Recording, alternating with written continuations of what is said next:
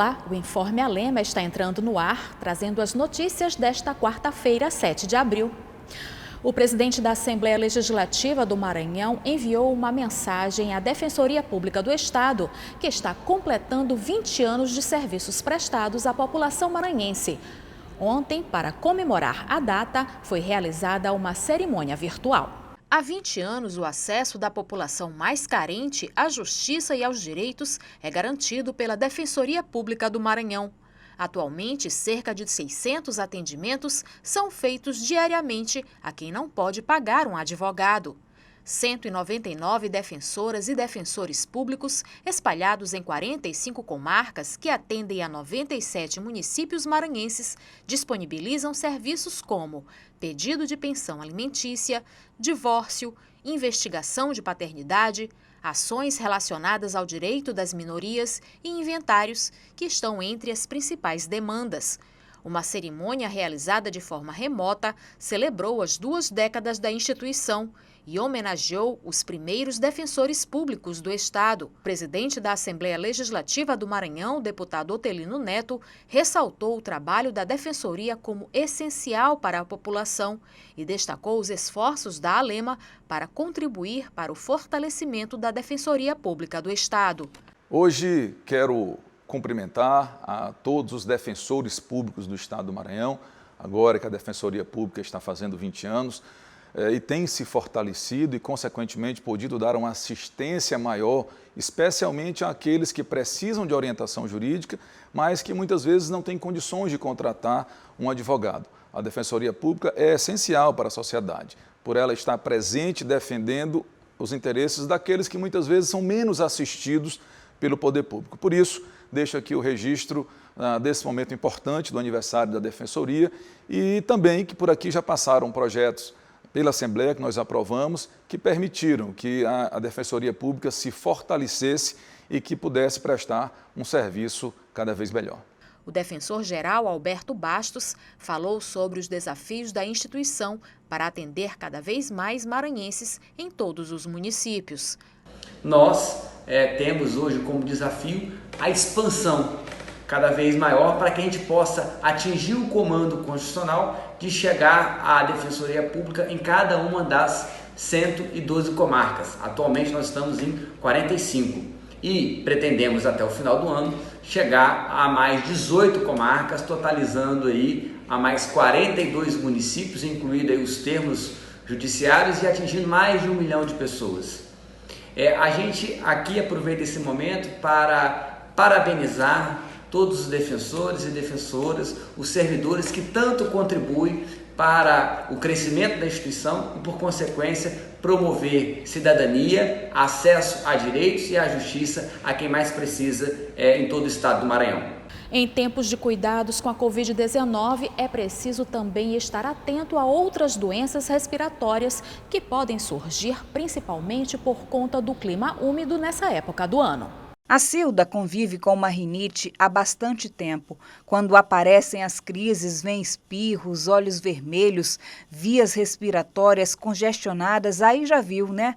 É como se o dia acabasse para ela. Eu tento me adequar, pelo menos aqui eu chego, eu tento fazer mesmo a minha limpeza, porque eu sei o que já me desencadeia a alergia.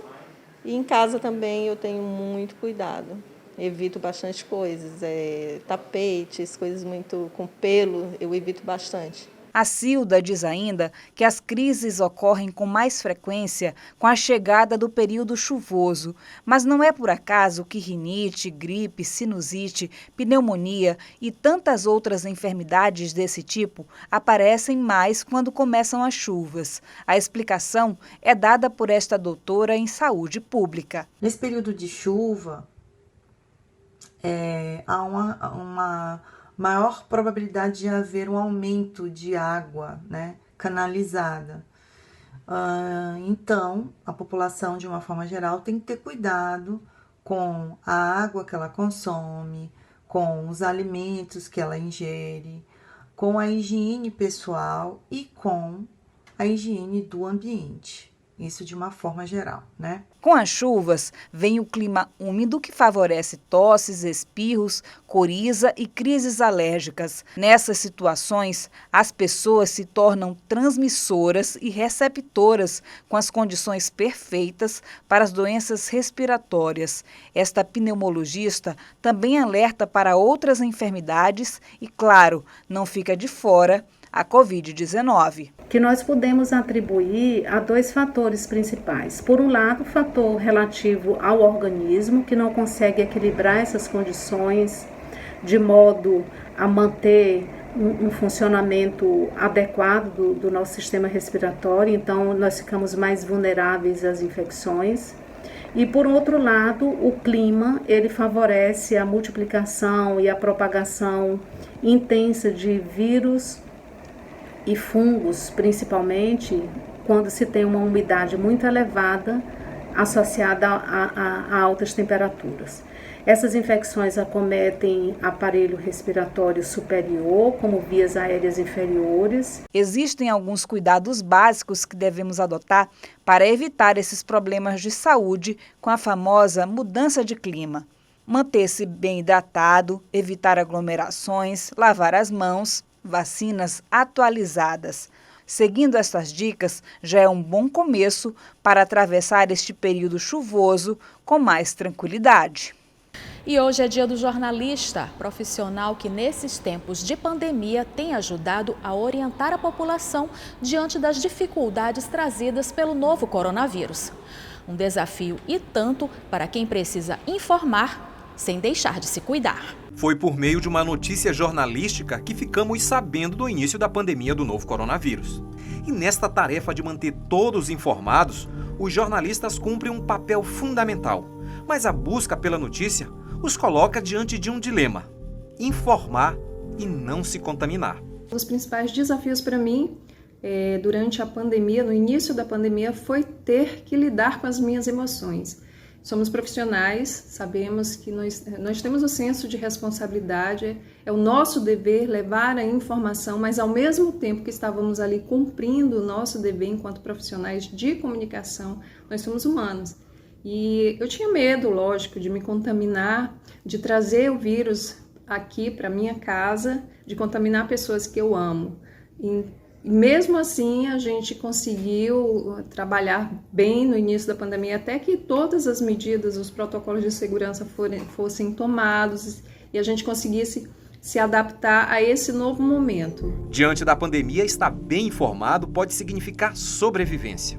Quem não lembra das reportagens de como usar de maneira correta as máscaras, de higienizar as mãos, mas na contramão do bom jornalismo, diariamente uma enxurrada de notícias falsas são produzidas. Este jornalista fala sobre os desafios no enfrentamento às famosas fake news. Ele é fundamental também para ajudar a superar esse momento. Ajudar a superar como? Ajudar na informação correta. Dizer onde tem vacina, o que é que pode ser feito para evitar a pandemia. Na verdade, não evitar a pandemia, que a pandemia ela é global, mas evitar a doença.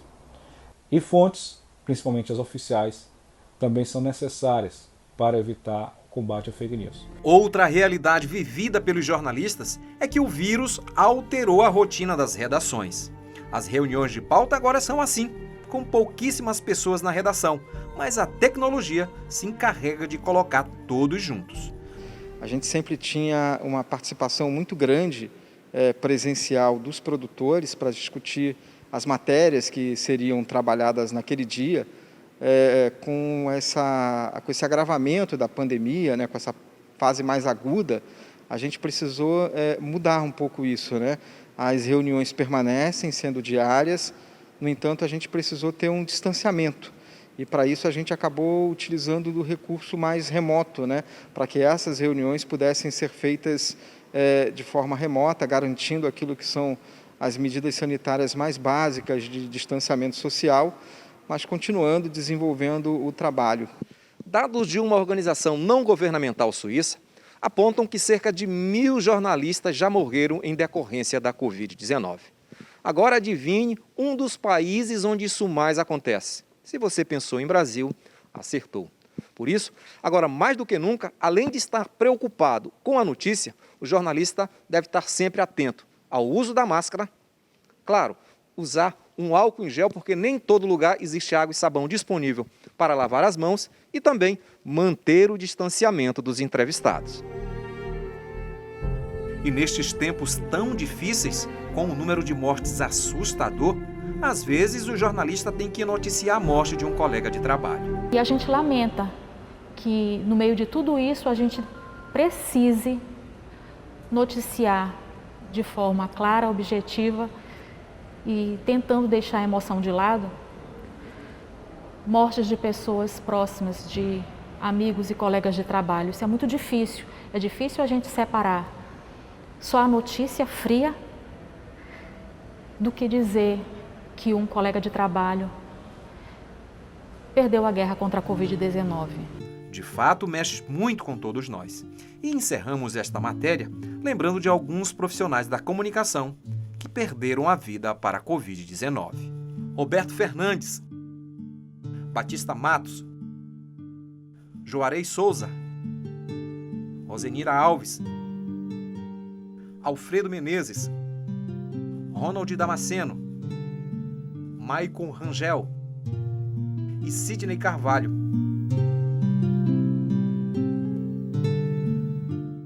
O Informe Alema fica por aqui. A gente se vê na programação.